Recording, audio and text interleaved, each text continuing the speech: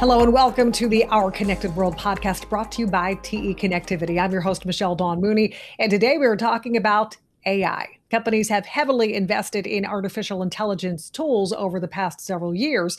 And now, according to a new report from TE Connectivity, these companies want to see the impact of these investments on their bottom lines. On today's edition of Our Connected World, we will be pouring through the results from the TE Connectivity Industrial Technology Index. And here to help us along the way is Phil Gilchrist, TE's Chief Transformation Officer for AI and Sustainability. Welcome, Phil. Good to have you here. Great to meet you, Michelle. Looking forward to the conversation.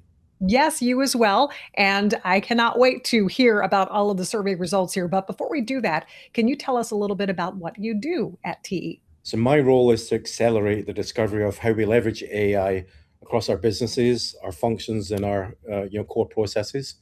That means creating or adopting new AI tools and driving the cultural change necessary across the enterprise. We're also committed to radically reducing our environmental impact as a global manufacturer. That we produce some 240 billion separate parts a year. That's billion with a B. So my role in sustainability is to cut carbon emissions by 30% by 2032. Wonderful. And we are going to talk about the survey results from the Industrial Technology Index today. So let's lay some foundation here first. What is the Industrial Technology Index? So the Industrial Technology Index, or ITI for short, is our annual look at the state of engineering innovation.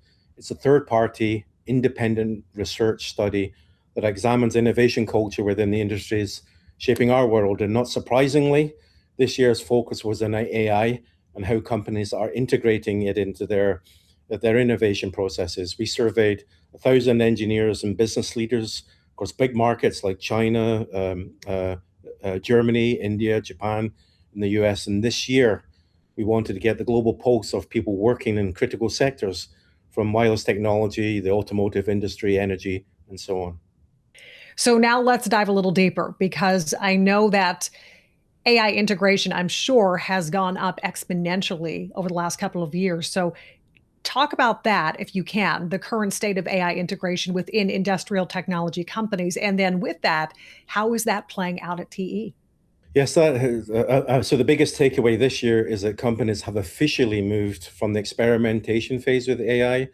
And kind of one of my favorite cliches in technology is that the pioneers get the arrows, but the settlers get the land. So pioneers in this case are the Mag 7 and the NVIDIAs and all those people we see in the press every day. The settlers are all the other companies around the globe, companies like TE. And we're finally seeing companies move into that settler phase, where they're less focused on inventing AI and much more focused on applying AI. And we know this because our ITI survey tells us this.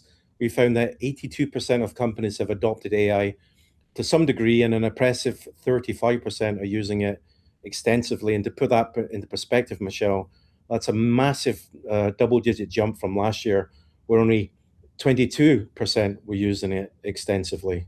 So more than 80% of both engineers and business leaders agree that AI enables faster innovation and more efficient operation.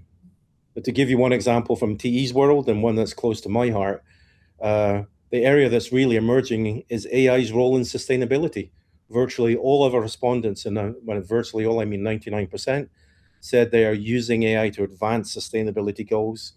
The most common applications being optimizing energy usage, optimizing product design, and supply chain routes, etc., which more than offsets the public concern about AI's data center energy consumption. In fact, nearly any process optimized by AI is nearly always a more sustainable process.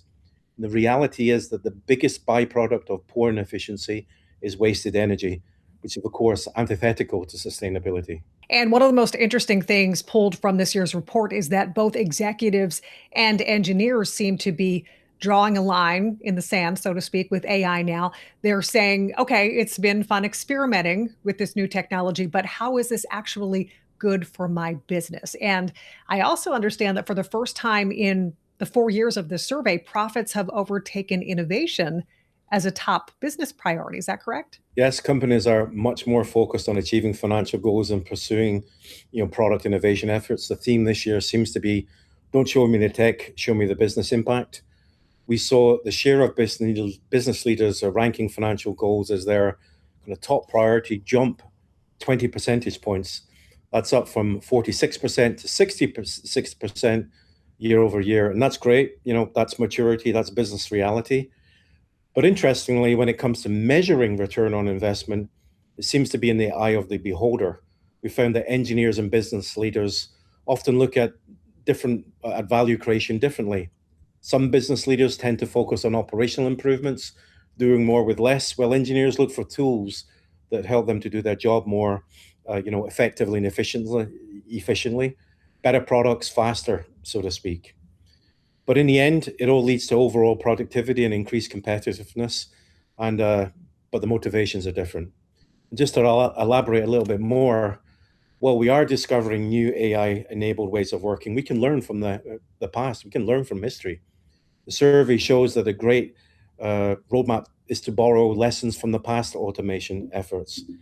84% of respondents say that the benefits they achieved with automation are also achievable with AI. And the playbook is similar. Start small with pilots, invest in training, and maintain clear ROI metrics. But here's the exciting part, Michelle. 66% of engineers and 58% of business leaders are convinced that AI has the potential to deliver greater benefits than general automation ever did. I want to talk about the gorilla in the room when it comes to AI jobs. Many times the conversation about AI turns to the topic of AI replacing human workers. So does the Industrial Technology Index support that same sentiment? That's always a big fear, but our ITI survey tells a different, and I think a much more positive story that really challenges the conventional wisdom. Rather than eliminating jobs, AI is expanding opportunities. A solid 66% of respondents said that AI is creating new roles and career paths at their companies. It's particularly pronounced in the data and cloud computing sector, where 82% of responders report new job roles. But honestly, Michelle, other sectors are rapidly changing as they discover new AI-enabled opportunities. I think what we're seeing is that engineers are using AI to handle the routine stuff, some research, data processing, documentation, report generation, etc., so they can focus on higher value work. 72% of engineers say that they have the technical skills to leverage AI effectively, and about half are already using those skills to improve their workflows and the quality of their decision making. The key insight here is that 72% of both engineers and business leaders agree that engineers can take on higher value work because of AI. It's not replacing human creativity, it's amplifying it. But I don't want to paint too rosy a picture. 59% of engineers worry that their company's emphasis on efficiency means they're not doing enough to protect and promote human creativity. But only 47% of business leaders share that concern. That just tells me we need to be more intentional about communicating about how AI works rather than replacing human judgment. The companies that are succeeding are the ones investing in training and upskilling. 71% say that engineers are being upskilled to leverage AI. In my view, an AI literate workforce is an elite workforce, and elite workforces create elite companies.